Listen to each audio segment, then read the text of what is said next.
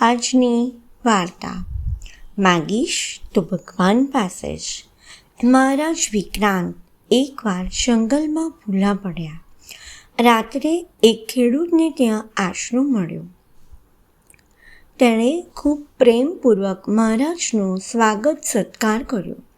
મહારાજ જ્યારે વિદાય થતા હતા ત્યારે રાજમુદ્રાવાળો એક કાગળ આપ્યો અને કહ્યું કે જ્યારે પણ કોઈ મુશ્કેલી કે જરૂર હોય તો આ પત્ર લઈને રાજ દરબારમાં આવજો.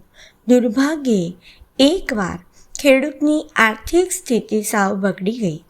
તેને ખાવાનાય ફાંફા પડવા માંડ્યા. તેને યાદ આવ્યું કે રાજાએ મને મદદ કરવાનું કહ્યું હતું.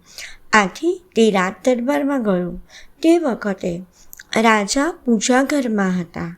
રાજ્યપત્રના લીધે પહેરેદારોએ તેને પૂજાઘર સુધી જવા દીધો.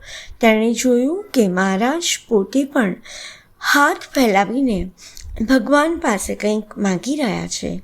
એ જોઈને તેનો આત્મવિશ્વાસ જાગી ગયો. તેણે વિચાર્યું કે જો ભગવાન જ બધાને આપતા હોય તો પછી માણસ પાસે શા માટે માંગવું? તે તરત જ પાછું વળી ગયું. મહારાજ તેને પાછું વળતા જોઈ ગયા તો તેને રોક્યો અને તેને કંઈક આપવાની ઈચ્છા પ્રગટ કરી.